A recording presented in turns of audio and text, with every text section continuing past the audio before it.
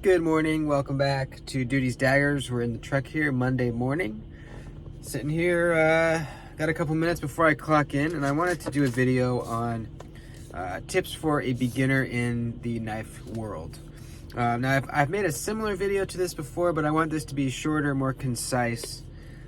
Just a video for a newbie in the knife world to click on and just get some good information. So here we go. Number one. Don't buy a bunch of budget knives. This is something that almost every new person in the knife community does when they first start collecting knives. They start watching videos from knife YouTubers, and they see a cool looking knife. Maybe it's got a new locking mechanism they've never tried, and it's $75, $50, and they just buy it just to try it. Which is good, you know, you want to try things, kind of get a feel for what you like, but you need to be very selective with this. What happens is you end up maybe a year down the road with a bunch of budget knives that you don't carry, maybe a few of them you carry, and that they're almost not even worth selling because you'll barely get your money back. It'll be a hassle, you know. It's a hassle to sell a lot of knives. It's easy to go and sell one or two or three, but selling like 10 knives, that's a big hassle, and you're barely gonna make your money back. It's just not, it's not worth it. So I know it's hard not to. Even myself, you know, probably 8-9 months ago is when I really stopped buying a lot of budget knives, and I still will here and there, but it's got to really speak to me. Number two kind of goes hand in hand with number one. Be careful to not buy into the hype around a new knife, particularly a budget knife, but it goes the whole range. A lot of times you will be watching a YouTube video from a knife person, knife collector, knife YouTuber, and they're going to say some really good things about a knife. They're going to say this is the best budget knife ever made. They're going to say this knife beats all other budget knives in its category. Just wild things like saying like this is the best one. And almost all the time, that's not true. And they want you to buy the knife, and they want you to use their code so that they make a little bit of money after purchase, which is fine. You know, I have affiliate links. I make money off of your guys' purchase sometimes if you use my codes and stuff like that. But it's your choice to do that, and I make sure that I'm not hyping up a knife more than it should be hyped in order to make people feel like they need to buy it. I'm very honest in my reviews, and I make sure that I don't ever say things like, this is the best one. You'll never find me saying that. You'll never hear me saying things like, definitive things like this is the best this ever. I will never say that because it's just not. So be careful not to buy into the hype. I'll leave it at that. Be careful not to buy into the hype. Number three, sheep's foot versus warnie. This has been a back and forth in the community for a long time, and I've done my research, and I have the answer. What is the difference between a sheep's foot and a warnie? Because a lot of people get it wrong. Even knife retailers on their website, they'll have a warncliffe listed as a sheep's foot, or the other way around. So I'm going to clarify it once and for all, okay? This is a sheep's foot. This is a warncliffe. All right. Both have almost completely straight edges, but the difference is what the spine is doing. On the sheep's foot, the spine comes down and we hit a point where it angles down more sharply. There's a defined point right here. Now, a warncliffe spine comes down, there's no point at all. It just gradually sweeps down all the way down to the tip. A warncliffe will never have some kind of like ridge or angle somewhere in here. It'll always be just a curve, just a straight up curve all the way down to the tip. So it doesn't always have to do with it having no belly or some belly. Just forget that. You know, there can be sheep's foots with a completely straight edge. Usually you won't find a warncliffe with a little belly, but you can, you know. What you're only looking at is what the spine does. That's how you know. Sheep's foot, little angle. Warncliffe, no angle.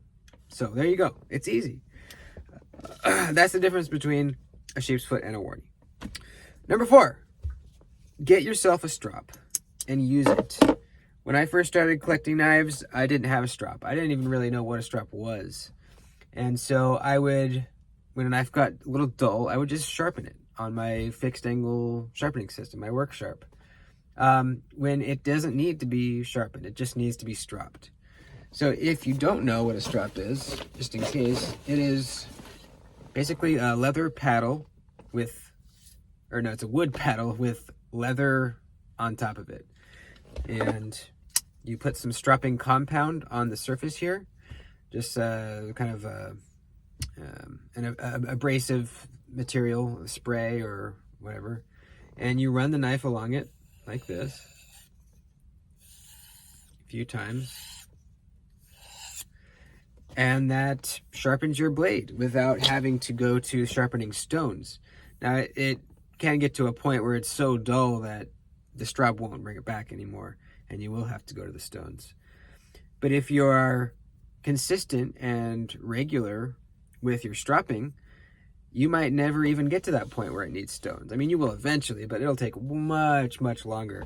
I have knives that I've had for a year or more that I've never used the stones on because I've always just, usually every day, I will strop a knife if I use it that day. I get home, I take the knife out of my pocket, I feel the edge. If it's not really biting anymore, I will give it a quick strop and then put it away. That will save yourself a lot of time with sharpening. It'll save you money on stones, all kinds of stuff. So get yourself a strop and use it. These are made by me. I make strops. I'm currently making the 3rd batch of them, and I have 1 spot left. So if you watch this video right when it comes out today, July 8th, hit me up. I might have the spot left. If not, just hit me up anyways. I'll put your name on the list for the next one. So yeah, get yourself a strop and use it. Number 5, save up for a premium knife sooner rather than later. It took me a while to get up to the point where I was done with, or not, wasn't done, but I was wanting to experience a more premium knife, more premium than the budget knives I had been buying up until then. The first time I spent over $100 was what I would consider premium at the time, and it is, you know, over $100 is starting to get premium, but there's so many levels to it, so whatever your definition of premium is. My first purchase was a Spyderco PM2. That was my first big purchase. But even further than that, I would say, go up a level. Save up for something in the $350, $450 range, even $425. You know, you can get a Sebenza for around there, around the $450, $500 range. Do that sooner rather than later, because it opens up a whole new world, and you are going to see that difference in quality immediately, and it'll stop you from buying too many budget knives, because you'll see, like, oh man, this is so much better in every way. I don't need those 5 other interesting, you know, maybe they look cool, maybe they have a cool flipper or whatever, budget knives. I want the quality. I want the good stuff.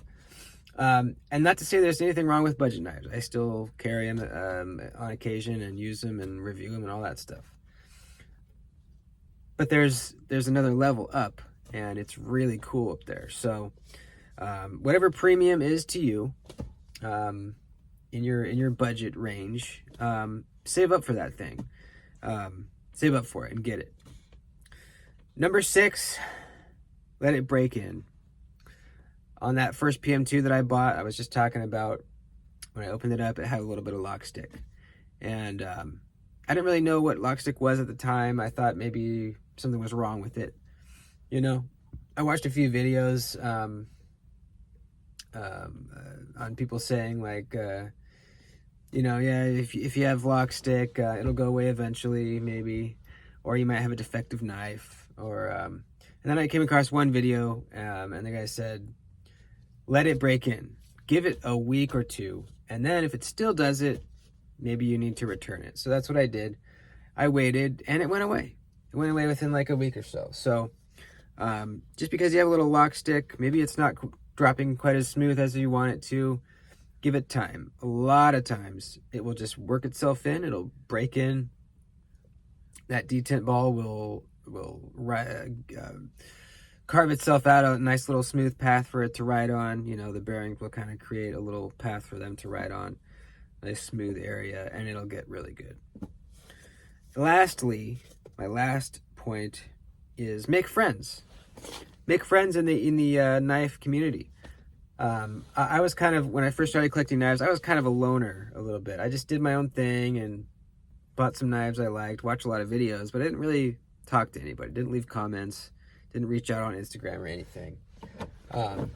I started doing that when I made a channel, so that was good for me. That kind of pushed me to do that. But don't be afraid, man. Just, if you see someone on Instagram that's got a picture of a cool knife, send them a message.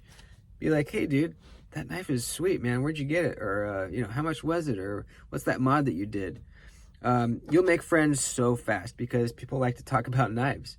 And a lot of people don't have people in their real life, you know, day to day, in person, anybody to talk about knives with. I don't.